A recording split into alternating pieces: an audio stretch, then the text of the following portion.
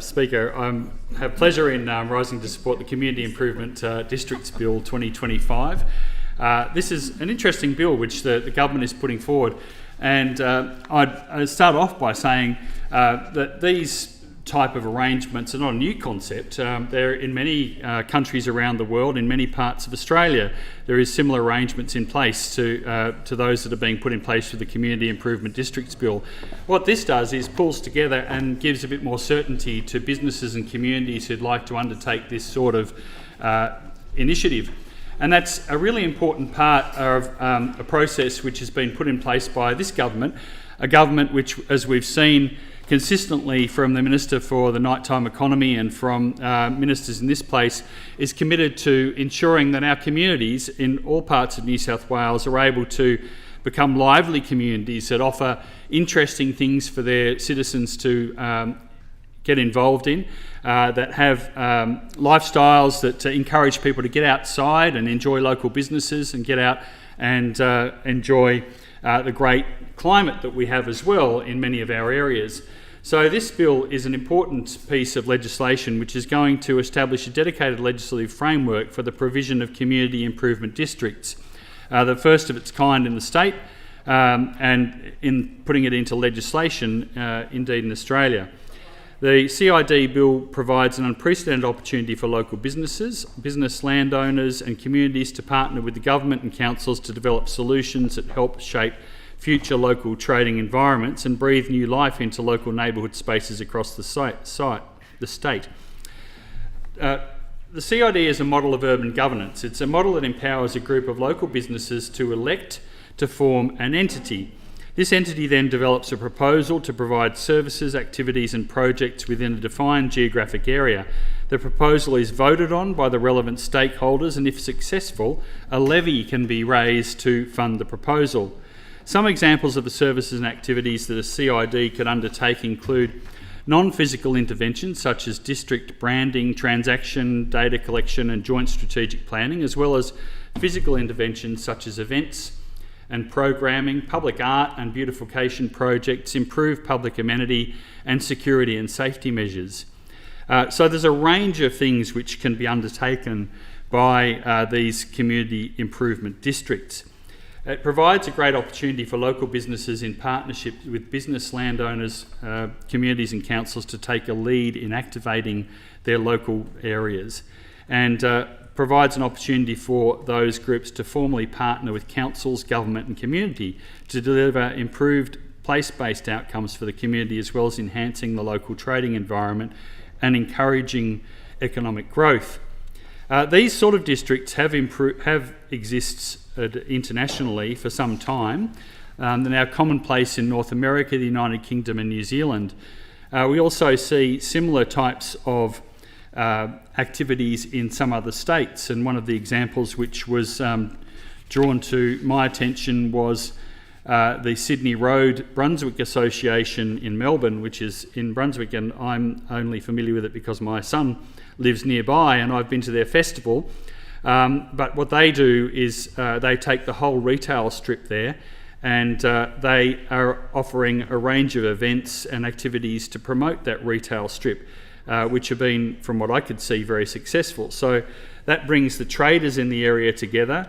They actually do this through their local council, and they have a special levy which is collected via the council rates on over 500 businesses in the Sydney Road retail strip, which then has a business plan and undertakes promotional activities, including the Sydney Road Festival, which is a very impressive event where the road's closed and a whole range of activities are undertaken along that strip.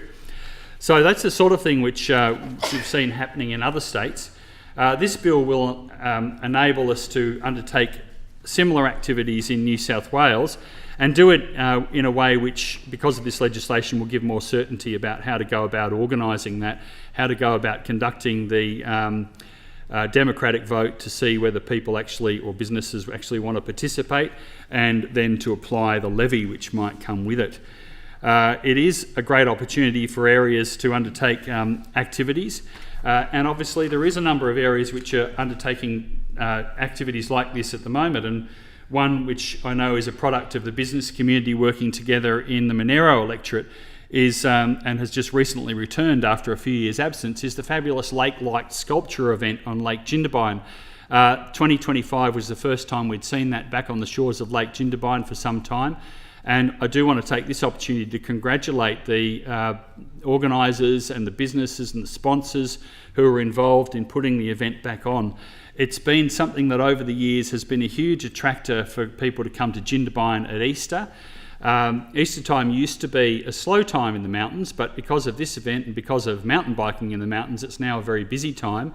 And the feedback that I got about the event was that there was barely a car park to be found in Jindabyne. There was a huge number of visitors to the area, and just in this case, I'll say the lack of car parking was a good outcome. But it was a great outcome for the community, and saw thousands of visitors coming to the area to see the wonderful sculptures, which are all positioned on the shores of beautiful Lake Jindabyne. Now, this was an important event to get back up. It's got great support from local businesses, but it's an example of the sort of thing that perhaps the CID might be able to help to facilitate in the future with more formal arrangements. And I'll just note about the Jindabyne Lake Light Sculpture event that it had an absence of several years, unfortunately starting with the impacts of the pandemic, but then really interestingly, the impacts of the lake being too full, a very unusual event in Jindabyne, but the lake's level had got up to a level which had then taken it over into the park and some of the areas where the sculpture event previously went. So it was great to see that back this year, and I do congratulate all those, and it was a great pleasure for me as local member to be one of the small sponsors to the event as well at Easter time. So back to the CID bill. We do have a number of trials in New South Wales of these sort of activities, community improvement district activities, and they are something which we'd really like to see that experience shared around New South Wales to enable other areas to undertake this sort of activity as well. Improvement light districts are currently quite difficult to establish in New South Wales. Where these types of districts have been set up, such as business improvement associations in Newcastle or the CBD corporations in Penrith and St Mary's, they're typically funded through special rates, sometimes known as town improvement levies struck under the Local Government Act. Alternatively, they might be funded using New South Wales government or local council grants or by voluntary business membership fees. This bill is offering an alternative to these approaches by developing a dedicated legislative framework that addresses the unique nature of the CID's model, designed specifically for New South Wales. The legislation responds to concerns that the current process is neither quick or easy, and it creates a framework which enables this to happen. There would be, as I mentioned earlier, the CID proposals would be subject to a ballot to ensure there's majority support. The ballot would be held once the CID proposal had been fully developed, and that's a critical requirement of the bill to enable the transparency of the ballot. For a proposal to pass, the ballot, at least 25% of the business landowners and 25% of the businesses within a CID boundary need to vote. That acknowledges, obviously, that business owners and the business operators are not necessarily, the premises owners and the operators are not necessarily the same people. To pass the ballot, more than 50% of the business landowners and more than 2/3 of the businesses need to vote in favour of the proposal. That's so that it will ensure that we have got very strong support for these. The ballot can be administered by an independent third-party provider or the New South Wales Electoral Commission to provide trust in the process. The approvals granted will expire after 5 years or at such time frame as set by the regulations. And the ballots, the CID levy, which this might establish, would then be administered by Transport for New South Wales as the CID authority to impose a levy on approved CIDs. There is mechanisms in the bill for hardship provisions, which are very important, but obviously the fundamental premise of this bill is to try and set up a program which does give some certainty and allow some more of these projects to continue. There is a pilot program that's been in place. There is 9 projects that are currently being run under that program. One that I'll note is which struck my interest, was the Inner West Ale Trail. But there is many others around, and I'm sure that this will be a very successful part of the future opportunities for local communities.